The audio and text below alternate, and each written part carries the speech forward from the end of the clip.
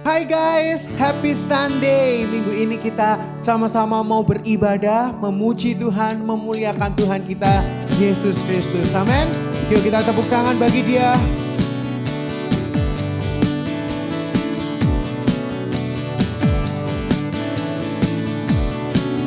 Mari angkat suaramu, katakan.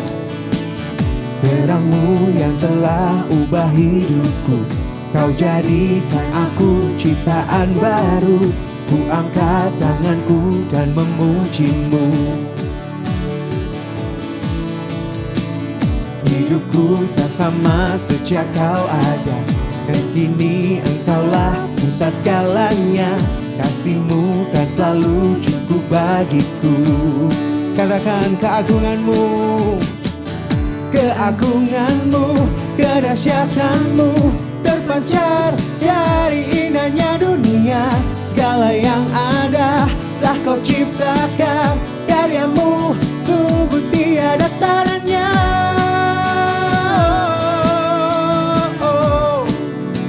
Sungguh tiada tandanya.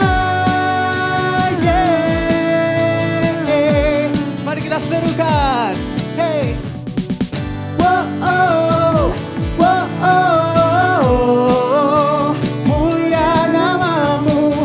Whoa, oh, whoa, oh, mulia namamu.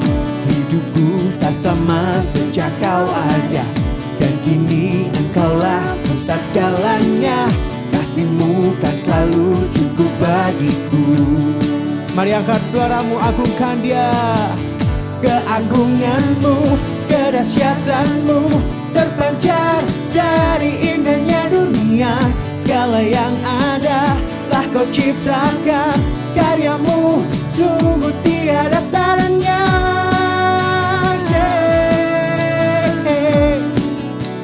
Sungguh tiada tandanya. Oh, oh, oh, oh. Come on.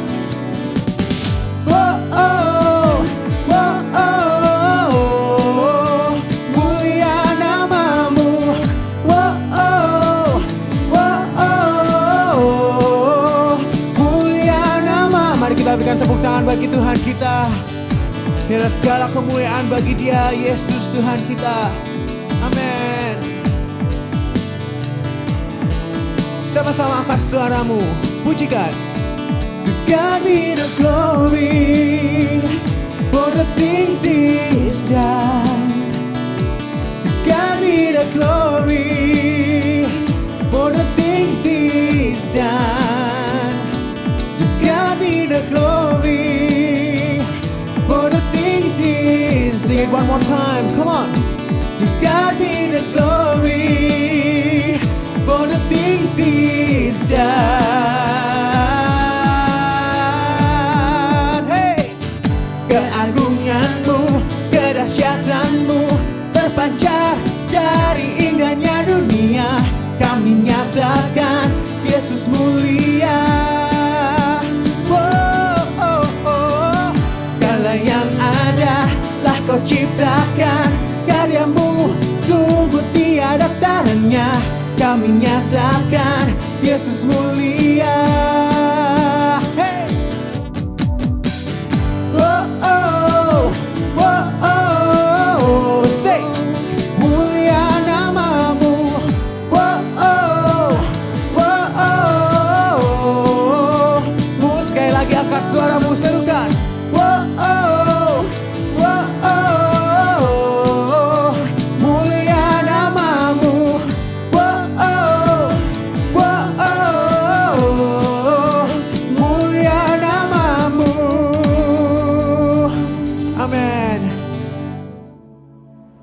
Minggu ini kita masuk ke dalam Renungan Katekismus Reformasi Minggu yang ke-14.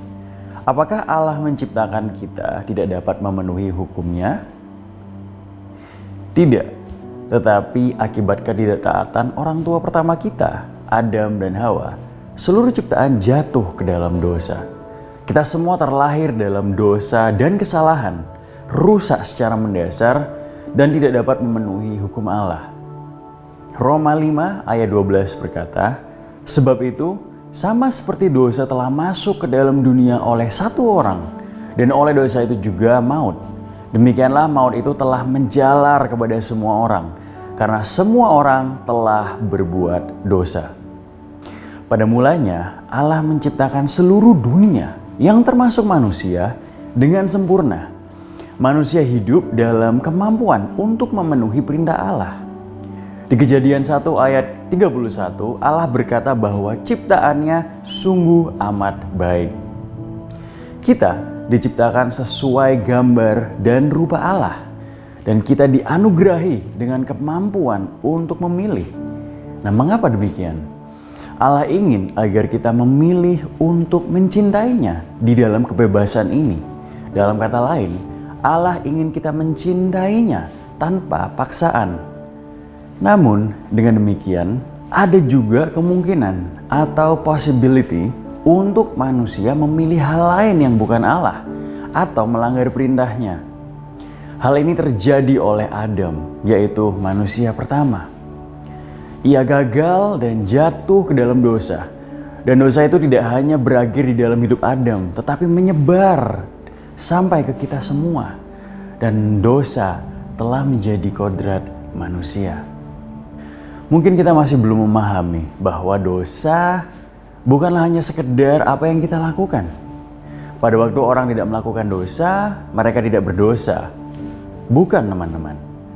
Dosa itu adalah status. Dan oleh sebab itu kita disebut sebagai pendosa. Identitas kita telah rusak karena dosa. Pada waktu kita masih kecil dan kita melihat teman kita diberi lebih banyak permen dari kita. Apa yang sedang kita rasakan di dalam hati? Pastinya kita merasa iri dan menginginkan permen dalam jumlah yang sama atau bahkan lebih, bukan? Pertanyaannya adalah, adakah seseorang yang mengajarkan untuk kita iri hati? Tidak. Dan inilah bukti bahwa dosa itu sudah ada di dalam hati setiap manusia, bahkan sejak kita masih kecil. Teman-teman, karena dosa, manusia termasuk kita semua di tempat ini seharusnya menuju kepada kematian dan kebinasaan. Tidak ada satu manusia pun yang dapat mengatasi permasalahan itu. Roma 5 ayat 8 berkata, akan tetapi Allah menunjukkan kasih-Nya kepada kita oleh karena Kristus telah mati untuk kita ketika kita masih berdosa. Kabar baiknya adalah Allah dalam belas kasih-Nya melihat ketidakberdayaan manusia atas dosa. Allah berinisiatif untuk mati bagi kita, dan Yesus, Sang Allah Anak, turun untuk menebus dosa kita. Nah, kabar baik berikutnya adalah hari ini kita telah menang atas segala permasalahan dosa dalam hidup kita. Karena Kristus tidak hanya mati bagi kita, tetapi Ia juga bangkit untuk kita. Sehingga hari ini kita bukan lagi hamba-hamba dosa, melainkan kita semua adalah anak-anaknya yang memiliki natur baru dan dimampukan untuk hidup memuliakannya. Kini kehidupan kita tidak berakhir dalam kematian, tetapi dalam kekekalan bersamanya karena apa yang Kristus telah lakukan bagi kita semua. Amin. Nah, hari ini, apakah dosa-dosa yang sedang kita gumulkan? Mari kita sama-sama datang dengan hati yang penuh pertobatan. Ia yang telah menyelesaikan masalah terbesar umat manusia, kini berhabitasi di dalam kita semua. Kita sekarang dimampukan untuk hidup sesuai dengan rencananya. Amin. Mari sama-sama kita berdoa. Bapa di surga, kami mengucap syukur oleh atas anugerah-Mu, oleh atas inisiatif-Mu, bahwa Engkau mengirimkan Yesus Kristus untuk mati dan menebus dan menyelamatkan kita dari kebinasaan, dari kematian. Sehingga kini kami dapat menang atas dosa, dan pengharapan kami sekarang ada di dalam Kristus. Oleh sebab itu kami dimampukan untuk dapat hidup bukan untuk hal-hal yang fana, bukan untuk kesementaraan yang ada di dalam dunia ini, melainkan kami dapat menghidupi panggilan kita dan kami dapat hidup sesuai dengan nilai-nilai kekekalan. Sehingga kami kini Engkau utus untuk menjadi duta besar-Mu, untuk menjadi penyebar Injil kabar baik. Engkau juga telah memilih kami untuk menjadi terang dan garam bagi dunia yang gelap ini Bapa. Terima kasih atas anugerah-Mu, terima kasih atas inisiatif-Mu, terima kasih atas tangan-Mu yang selalu menopang kami di dalam setiap permasalahan hidup kami. Dan kami sekarang dapat menemukan rest dan kami dapat beristirahat oleh karena apa yang Kristus telah lakukan bagi kami semua. Terima kasih Bapa, kami mengucap syukur atas semua yang Engkau telah lakukan dan yang Engkau sedang lakukan dalam kehidupan kami. Kami menaikkan setiap doa kami hanya di dalam nama Bapa, Putra, dan Roh Kudus. Di dalam nama Yesus Kristus, sama-sama yang percaya katakan, amin.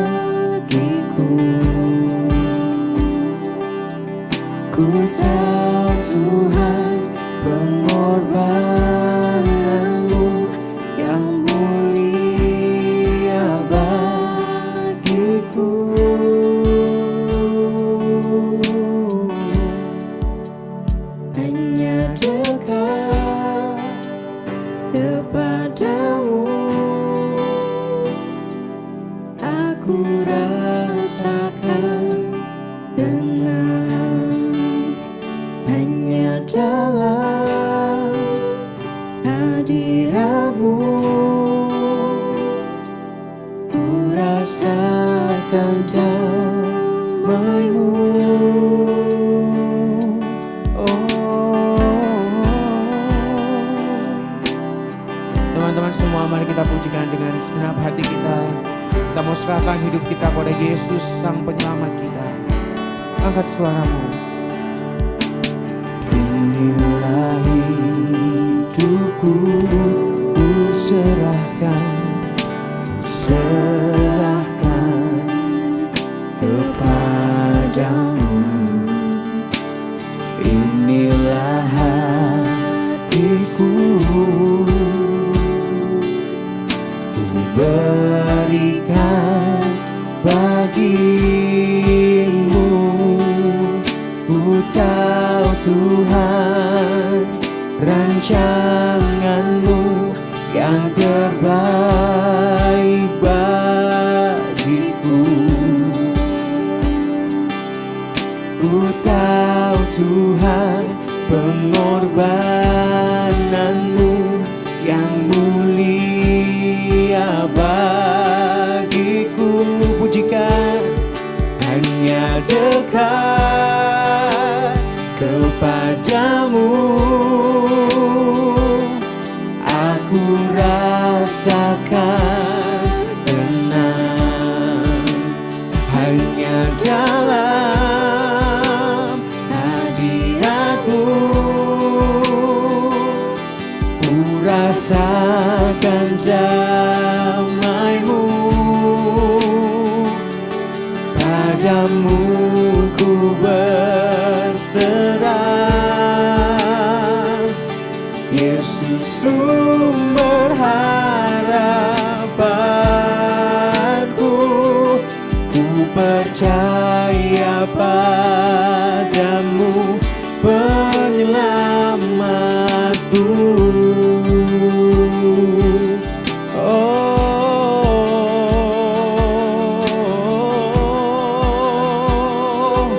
Mari angkat suaramu, katakan, Walau sekalipun ku berjalan dalam lembah yang gelap, katakan, ku tak takut karena Kau besertaku. Walau sekalipun,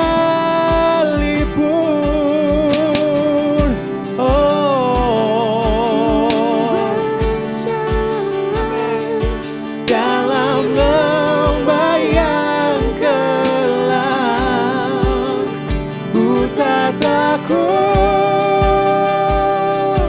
karena Kau besertaku.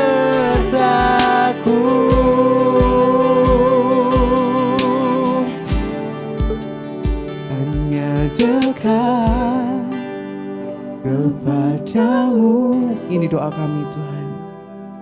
Aku rasakan tenang hanya dalam hadirat-Mu. Ku rasakan damai-Mu padamu. Padamu ku berserah. Serukan namanya, katakan, Yesus sumber harapanku. Ku percaya padamu, penyelamatku.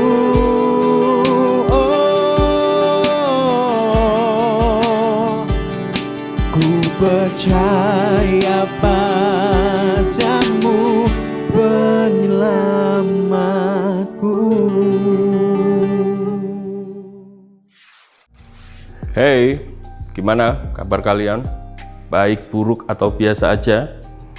Teman-teman, apapun pergumulan kalian saat ini, apapun ketakutan atau kekhawatiran kalian, saya kasih tahu satu hal, bahwa Allah Roh Kudus senantiasa menjaga dan menuntun hidup kalian.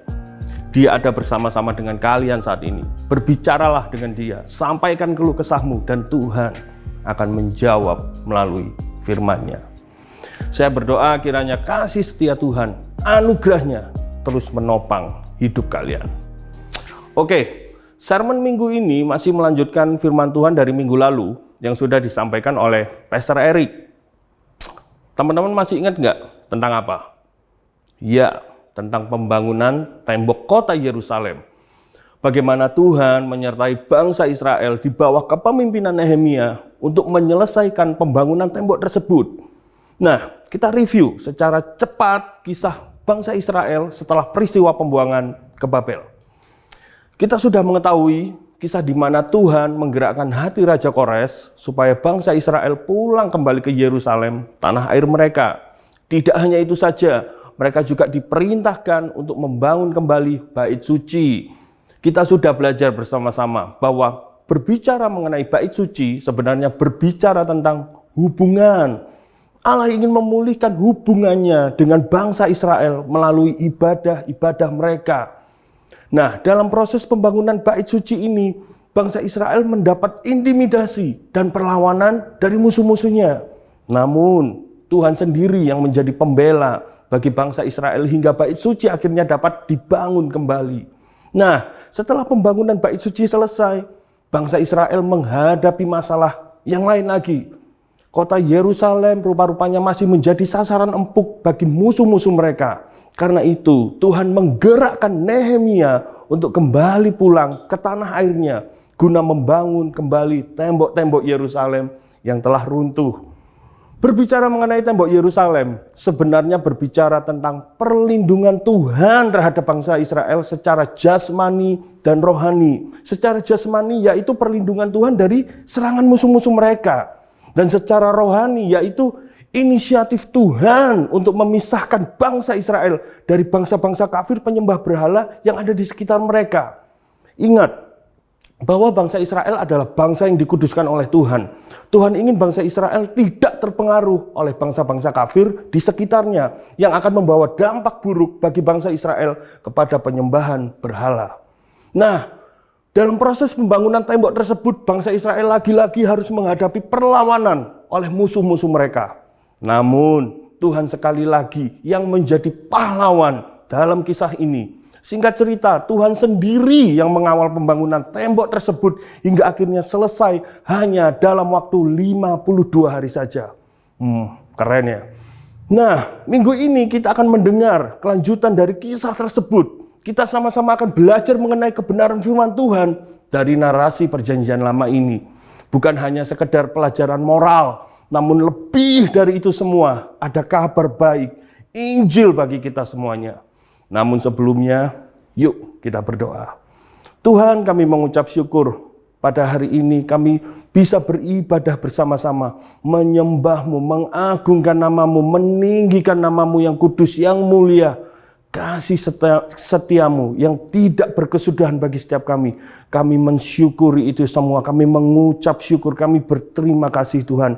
Maka saat ini Tuhan, berbicaralah, bersabdalah bagi setiap kami. Allah Roh Kudus, bantu kami untuk mengerti setiap bagian dari suara-Mu, dari firman-Mu bagi setiap kami.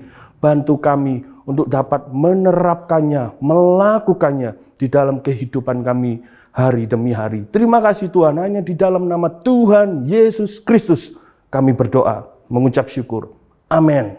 Teman-teman, kita sekarang baca pada kitab Nehemia pasal ke-8 ayat 1-4 dan dilanjutkan ayat 8-10 dan ayat 13.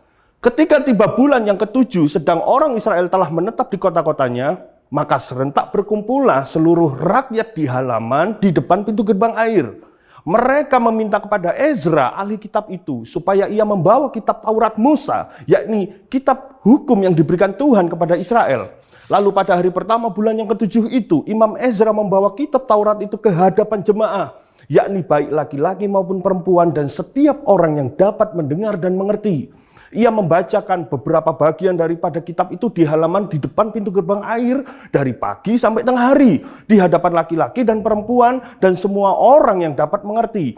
Dengan penuh perhatian seluruh umat mendengarkan pembacaan kitab Taurat itu. Bagian-bagian daripada kitab itu yakni Taurat Allah dibacakan dengan jelas, dengan diberi keterangan-keterangan sehingga pembacaan dimengerti. Lalu Nehemia, yakni kepala daerah itu, dan Imam Ezra, ahli kitab itu, dan orang-orang Lewi yang mengajar orang-orang itu, berkata kepada mereka semuanya, hari ini adalah kudus bagi Tuhan Allahmu. Jangan kamu berduka cita dan menangis, karena semua orang itu menangis ketika mendengar kalimat-kalimat Taurat itu. Lalu berkatalah ia kepada mereka, pergilah kamu, makanlah sedap-sedapan, dan minumlah minuman manis, dan kirimlah sebagian kepada mereka yang tidak sedia apa-apa. Karena hari ini adalah kudus bagi Tuhan kita. Jangan kamu bersusah hati, sebab sukacita karena Tuhan itulah perlindunganmu. Maka pergilah semua orang itu untuk makan dan minum, untuk membagi-bagi makanan dan berpesta ria, karena mereka mengerti segala firman yang diberitahukan kepada mereka. Bangsa Israel pada saat itu mengalami dan merasakan sendiri penyertaan Tuhan yang begitu ajaib dalam kehidupan mereka. Mereka melihat sendiri peristiwa demi peristiwa bagaimana Tuhan menyertai mereka dari Babel sampai pulang ke Yerusalem. Bangsa Israel yang seangkatan dengan Imam Ezra dan Nehemia pada saat itu terkagum-kagum akan kebaikan Tuhan. Dan mereka meresponi kebaikan dan anugerah Tuhan dengan kerinduan mereka untuk mendengarkan Taurat Tuhan. Hal itu tampak jelas dari cerita yang baru saja kita baca. Bangsa Israel meminta Imam Ezra untuk membacakan Taurat Tuhan untuk mereka semua. Tumben-tumben ya, bangsa Israel mau mendengarkan Taurat Tuhan. Seringkali kalau kita dengar kisah dari bangsa Israel, bangsa ini nuakalnya minta ampun. Senakal-nakalnya kalian masih kalah sama bangsa Israel. Pertanyaannya adalah begini, apa yang menggerakkan bangsa Israel untuk mau mendengarkan Taurat Tuhan? Nah teman-teman, kalian bayangkan sekarang. Selama kurang lebih 70 tahun mereka mengalami hidup yang gak jelas di Babel. Beberapa generasi dari bangsa Israel pada saat itu sudah tidak pernah merasakan, bahkan tidak mengetahui keindahan peribadatan mereka kepada Tuhan. Mereka tidak pernah lagi mendengar Taurat Tuhan dibacakan untuk mereka. Bangsa Israel mengalami suatu kekeringan secara rohani. Dan setelah sekian lama, ada perasaan haus yang muncul, ada perasaan rindu yang muncul di hati mereka. haus dan rindu akan firman Tuhan.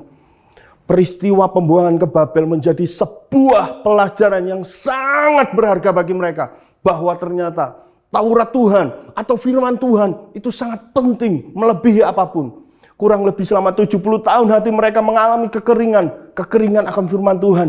Hati mereka mengalami kehausan akan firman Tuhan. Setelah mereka melihat sendiri bagaimana Tuhan membebaskan mereka dari Babel dan membawa mereka pulang ke Yerusalem. Bagaimana Tuhan memberikan pemimpin-pemimpin yang takut akan Tuhan untuk memimpin mereka. Sehingga mereka memiliki harapan baru untuk menjalani kehidupan mereka sebagai sebuah bangsa yang memiliki masa depan. Mereka menjadi haus untuk mendengar lagi Taurat Tuhan. Mereka rindu untuk mendengarkan lagi suara Tuhan. Teman-teman, saat kalian mengalami kesulitan untuk mengerjakan sebuah soal dalam sebuah ujian tulis di sekolah, kalian sebenarnya tahu bahwa jawaban dari soal itu sebenarnya ada di dalam buku pelajaran kalian. Ya enggak? Hanya mungkin kalian memang belum belajar sehari sebelumnya. Kalian sibuk main game mungkin, atau sibuk nggak ngapa-ngapain gitu ya. Atau mungkin kalian sudah belajar namun lupa. Tapi sewaktu kalian mengerjakan soal ujian tersebut, kalian tahu bahwa jawaban untuk soal tersebut sebetulnya ada di dalam buku pelajaran kalian. Nah, sama seperti waktu kalian menghadapi masalah di dalam hidup kalian. Masalah apapun itu, marah, sedih, kecewa, takut, khawatir. Sebenarnya jawaban dari semua masalah itu ada di dalam Alkitab kalian. Namun seringkali kita itu nggak mau membuka Alkitab kita. Kita nggak mau membaca jawaban dari masalah hidup kita. Bahkan kita nggak mau juga mendengar firman Tuhan yang disampaikan oleh pemimpin-pemimpin kita. Membaca Alkitab nggak mau. Mendengarkan firman Tuhan nggak mau. Namun bingung mencari jawaban permasalahan hidup yang sedang dihadapi. Repot ya kita ini ya. Padahal Alkitab kita selalu siap untuk dibuka kapan saja dan di mana saja. Tidak seperti buku pelajaran sekolah kalian yang tidak boleh dibuka pada saat ujian. Karena hal itu sama dengan mencontek. Alkitab kita selalu siap untuk dibuka kapan saja dan di mana saja. Perenungan firman Tuhan juga sudah disampaikan setiap hari melalui daily devotion dan aplikasi dari HP kalian. Namun seringkali kita tidak menghiraukannya. Teman-teman, yuk kita mulai rajin untuk membaca Alkitab di rumah kita masing-masing. Percayalah, kalian akan merasakan sendiri jawaban demi jawaban dari Tuhan dalam cerita hidupmu. Nah, kembali lagi pada kisah ini. Bangsa Israel meminta Imam Ezra untuk membacakan Taurat Tuhan bagi mereka. Imam Ezra lalu mulai membuka kitab tersebut dan membacakannya untuk bangsa Israel yang berkumpul di situ. Imam Ezra tidak hanya membaca monoton begitu saja. Ezra juga menjelaskan maksud dari pembacaan Taurat tersebut sehingga seluruh rakyat yang ada di situ tidak hanya mendengar saja, tetapi benar-benar mengerti maksud dari Taurat itu. Nah, pada bagian selanjutnya, ini keren banget. Diceritakan saat bangsa Israel mendengar pembacaan Taurat Tuhan tersebut dan mereka mengerti dengan jelas maksudnya. Mereka semuanya menjadi terharu. Bangsa Israel menangis terharu sewaktu mendengar Taurat Tuhan dibacakan dan dijelaskan untuk mereka. Sampai semua pemimpin yang ada di situ ya menenangkan bangsa Israel. Udah, jangan nangis. Ini adalah hari yang istimewa. Kalian jangan nangis. Ayo kita semua memperingati hari ini dengan makan yang enak-enak dan minum yang manis-manis. Ayo semuanya bersukacita karena Tuhan adalah pelindung kita. Pemimpin-pemimpin bangsa Israel menyemangati mereka agar jangan bersedih hati. Walaupun mungkin hati mereka sebenarnya juga ikut terharu. Teman-teman, pernah nggak kalian mengalami kejadian seperti itu? Saat kalian membaca Alkitab kalian, lalu kalian menjadi terharu dan menangis dibuatnya. Atau saat kalian mendengar sebuah khotbah, lalu hati kalian merasa tersentuh dan terharu. Saya pribadi, jujur, nggak hanya pernah, tapi sering banget terharu dan sampai menangis saat membaca Alkitab. Bahkan nggak jarang saya juga menangis saat mendengar firman Tuhan yang disampaikan oleh Pastor Michael atau hamba-hamba Tuhan di atas mimbar gereja. Bukan karena keterampilan mereka dalam menjelaskan firman Tuhan. Bukan karena bagus alur khotbahnya. No, bukan. Namun saya terharu karena karya Tuhan Yesus Kristus bagi hidup saya. Bagaimana saya diampuni dari semua kesalahan saya. Bagaimana saya mendapat penghiburan dari Allah Roh Kudus melewati semua masalah demi masalah dalam hidup saya. Bagaimana anugerahnya yang begitu besar hingga rela memberikan nyawanya bagi kita yang berdosa ini. Sehingga kita bisa menjalani hidup kita setiap hari dengan penuh makna dan harapan. Saya berdoa supaya kalian juga dapat merasakan firman Tuhan. Tidak hanya dengar di telinga saja, tetapi juga meresap di dalam jiwa kalian. Dan mengagumi Tuhan Allah kita.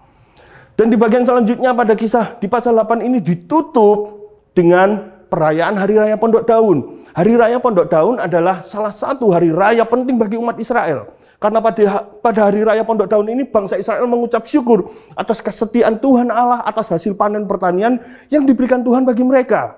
Tidak hanya itu, hari raya ini sejatinya memperingati kesetiaan Tuhan Allah pada waktu Ia menyertai nenek moyang bangsa Israel di padang gurun. Perayaan tersebut dilakukan dengan membuat pondok-pondok kecil yang di atasnya ditutupi segala jenis dedaunan, dan perayaan tersebut dilakukan selama 7 hari.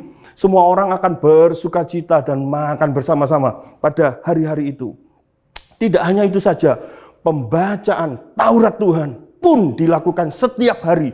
Jadi perayaan ini bukan hanya pesta ria yang tidak bermakna, tetapi Taurat Tuhan pun dibacakan dan dijelaskan setiap hari pada hari raya ini. Dan yang menarik di sini adalah Hari Raya Pondok Daun juga disebut sebagai Hari Raya Tabernakel. Tabernakel dalam bahasa aslinya berarti kemah suci atau kediaman Allah. Atau pengertian umumnya adalah Allah sedang berdiam dan tinggal di tengah-tengah umatnya. Nah, di sini kita nanti akan menemukan kabar baiknya. Kita akan melihat keindahan Injil. Teman-teman, pada awal kisah tadi kita melihat bahwa bangsa Israel meresponi kebaikan Tuhan dalam perjalanan hidup mereka. Mereka begitu haus akan firman Tuhan. Mereka pun meminta Imam Ezra untuk membacakan Taurat Tuhan bagi mereka. Imam Ezra pun mulai membacakan Taurat Tuhan tersebut. Tidak hanya membacakannya secara monoton. Imam Ezra juga menjelaskan Taurat Tuhan tersebut kepada bangsa Israel hingga seluruh rakyat bisa mengerti maksud dari firman Tuhan tersebut. Saat bangsa Israel mendengarkan Taurat Tuhan itu dibacakan, hati mereka menjadi terharu dan mereka menangis dengan sedih. Nah, sebetulnya apa sih yang menjadi alasan mereka bersedih hingga menangis saat mendengar firman Tuhan tersebut? Teman-teman, bangsa Israel sedang menangisi keberdosaan mereka di hadapan Tuhan. Mereka menyesal telah mendukakan hati Tuhan selama ini. Kok bisa tahu mereka menangis karena keberdosaan mereka?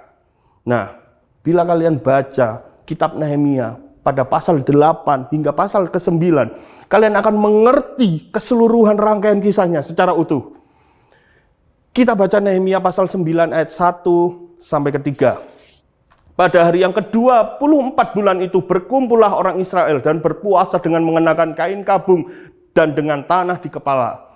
Keturunan orang Israel memisahkan diri dari semua orang asing, lalu berdiri di tempatnya dan mengaku dosa mereka dan kesalahan nenek moyang mereka. Sementara mereka berdiri di tempat, dibacakanlah bagian-bagian daripada kitab Taurat Tuhan Allah mereka. Selama 1/4 hari, sedang 1/4 hari lagi mereka mengucapkan pengakuan dan sujud menyembah kepada Tuhan Allah mereka. Nah, pada bagian ini diceritakan setelah mereka merayakan Hari Raya Pondok Daun, selang beberapa hari kemudian bangsa Israel berkumpul. Dan sekali lagi Alkitab menulis bahwa Taurat Tuhan dibacakan pada hari itu. Sesudah firman Tuhan dibacakan, ada sebuah perubahan radikal yang terjadi. Perubahan apa yang dimaksud?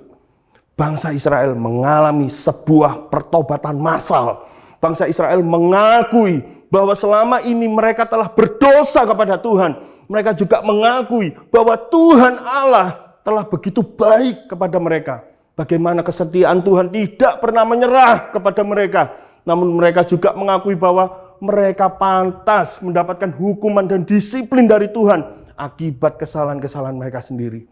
Setelah Taurat Tuhan dibacakan, mereka menjadi tahu bahwa Tuhan itu begitu baik kepada mereka. Bahkan dari zaman nenek moyang mereka. Tetapi bangsa Israel yang selalu berkhianat kepada Tuhan. Bangsa Israel yang selalu mendurhaka kepada Tuhan. Kita baca Nehemia pasal 9 ayat 29 sampai 31 dan 33. Engkau memperingatkan mereka dengan maksud membuat mereka berbalik kepada hukum-Mu. Tetapi mereka bertindak angkuh, mereka tidak patuh kepada perintah-perintah-Mu. Dan mereka berdosa terhadap peraturan-peraturan-Mu, yang justru memberi hidup kepada orang yang melakukannya. Mereka melintangkan bahu untuk melawan, mereka bersih tegang leher dan tidak mau dengar. Namun bertahun-tahun lamanya Engkau melanjutkan sabar-Mu terhadap mereka. Dengan roh-Mu Engkau memperingatkan mereka, yakni dengan perantaraan para nabi-Mu, tetapi mereka tidak menghiraukannya, sehingga Engkau menyerahkan mereka ke tangan bangsa-bangsa segala negeri. Tetapi karena kasih sayang-Mu yang besar, Engkau tidak membinasakan mereka sama sekali, dan tidak meninggalkan mereka, karena Engkaulah Allah yang pengasih dan penyayang. Tetapi Engkaulah yang benar dalam segala hal yang menimpa kami, karena Engkau berlaku setia, dan kamilah yang berbuat fasik. Saya jadi teringat akan salah satu quote dari Opa Charles Spurgeon yang berbunyi, keselamatan adalah seluruhnya kasih karunia Allah, kutukan atau hukuman kekal adalah seluruhnya kehendak manusia. Teman-teman, seringkali kita ini komplain ke Tuhan, seringkali kita marah ke Tuhan karena masalah-masalah yang kita hadapi. Padahal itu disebabkan oleh kesalahan kita sendiri. Mungkin sederhananya seperti ini. Kalian marah ke Tuhan karena harus mendapat hukuman berdiri di depan kelas karena tidak mengerjakan PR. Kalian marah mengapa Tuhan mengizinkan hal itu terjadi. Nah, begini kan repot. Kalian sebenarnya memiliki banyak waktu senggang di rumah, namun memilih untuk tidak mengerjakan PR. Lalu saat kalian mendapat hukuman dari guru, tiba-tiba Tuhan yang disalahkan. Atau ketika kalian sedang main basket di lapangan terbuka, tiba-tiba kalian jatuh dan mengalami patah tulang. Rasanya sakit sekali gitu. Terus kalian marah ke Tuhan. Mengapa hal ini diizinkan terjadi?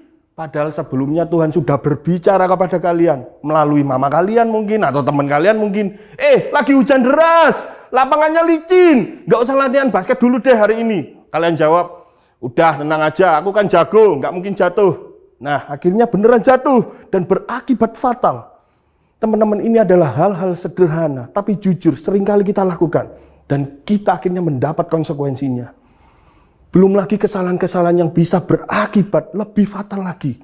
Bahkan kita tahu bahwa kesalahan dan dosa kita berakibat kepada kematian yang kekal. Berakibat kepada penghukuman yang kekal. Karena kita memberontak kepada Tuhan. Kita sombong, kita merasa gak perlu Tuhan. Namun kita belajar bersama-sama hari ini. Setelah kita mendengar firman Tuhan. Setelah kita mendengar suaranya. Tuhan mengetuk pintu hati kita, sehingga kita bertobat dan mengakui kesalahan kita di hadapan Tuhan. Kita bisa lihat melalui kisah bangsa Israel pada Nehemia pasal ke-8 dan Nehemia pasal ke-9. Semua diawali dari bangsa Israel berkumpul. Berkumpul untuk apa? Untuk mendengarkan firman Tuhan. Lalu respon apa yang terjadi? Kita lihat tadi pada pasal 8. Bagaimana Taurat Tuhan menyentuh hati bangsa Israel. Mereka menjadi terharu dan menyesali dosa-dosa mereka.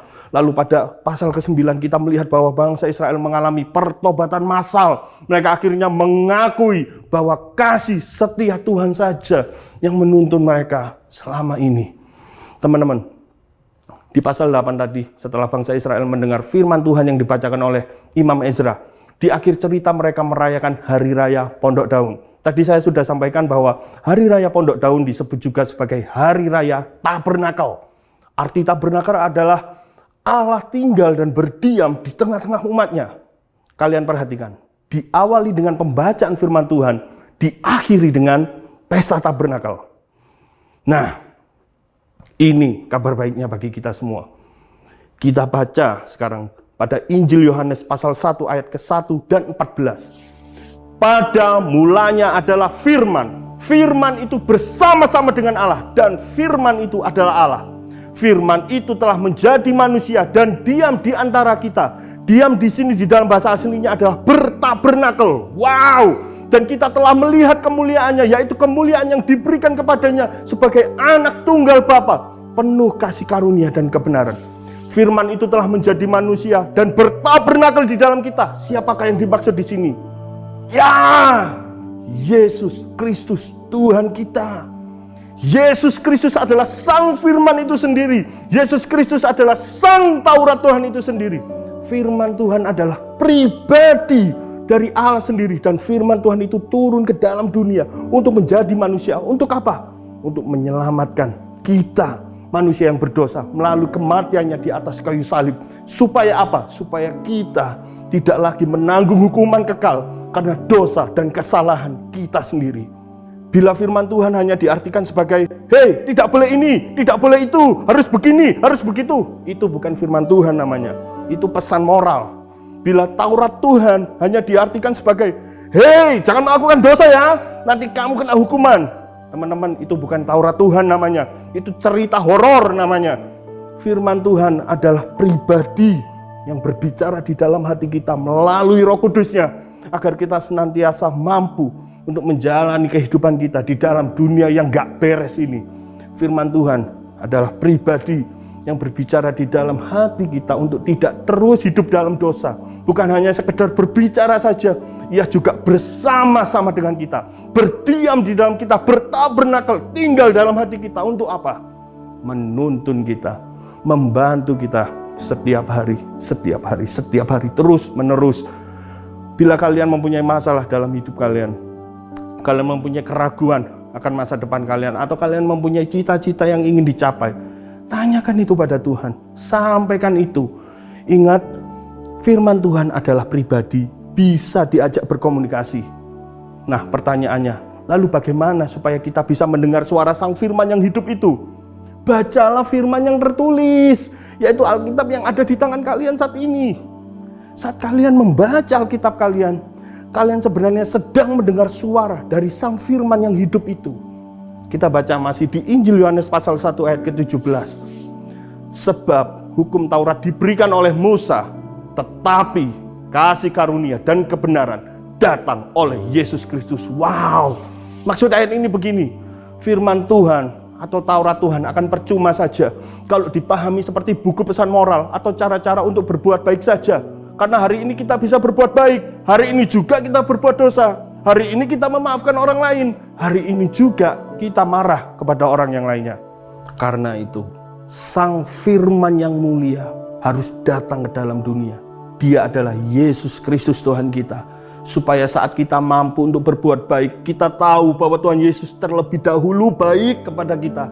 Dan bila kita bisa melakukan kebaikan, itu semata-mata karena kasih karunia Tuhan ada di dalam hidup kita. Dan bila kita bisa mengampuni orang yang bersalah kepada kita, kita tahu bahwa Tuhan Yesus telah mengampuni kita terlebih dahulu. Kebenaran dari Tuhan Yesus yang terlebih dahulu membenarkan kita, sehingga kita bisa memaafkan kesalahan orang lain. Wow, ini kabar baik bagi kita semua. Teman-teman, mari responi firman-Nya. Yuk kita berdoa. Kami mengucap syukur Tuhan untuk firman-Mu. Berbicara begitu keras bagi setiap kami pada hari ini. Dan berbicara begitu lembut untuk menyentuh hati kami. Allah Roh Kudus, bantu kami, tuntun kami, pimpin kami untuk dapat memahami, mengerti firman-Mu secara menyeluruh. Biarlah itu meresap di dalam hati kami, meresap dalam jiwa kami. Dan bantu kami Tuhan untuk dapat melakukannya di dalam kehidupan kami. Bantu kami untuk dapat mencintai firman-Mu. Bantu kami untuk taat dan setia kepadamu, Sang Firman yang hidup, yang telah turun ke dalam dunia, yaitu Engkau Tuhan kami, Yesus Kristus, yang mati bagi kami untuk menebus kesalahan dan dosa kami. Terima kasih ya Tuhan. Dipermuliakan nama-Mu atas ibadah kami pada hari ini. Terpujilah nama-Mu ya Tuhan. Hanya di dalam nama Tuhan Yesus Kristus, Allah dan penyelamat kami berdoa dan mengucap syukur. Amin. Teman-teman, senang banget bisa beribadah bareng kalian hari ini. Tetap aktif care grupnya ya. Kalian bisa berdiskusi di sana, belajar tentang firman Tuhan, mengenal Sang Firman tersebut lebih lagi. Jangan bosan juga untuk membaca daily devotionalnya yang dikirim oleh kakak-kakak kalian. Dan bila kalian sedang berada dalam satu pergumulan hidup, satu masalah yang nggak bisa kalian hadapi sendiri, sampaikan kepada kami. Jangan malu, kita akan mendoakan kalian. Kita akan ketemu lagi di ibadah onsite kita yang akan datang. Oke, kita akan ketemu di sana. Sampai ketemu lagi. God bless.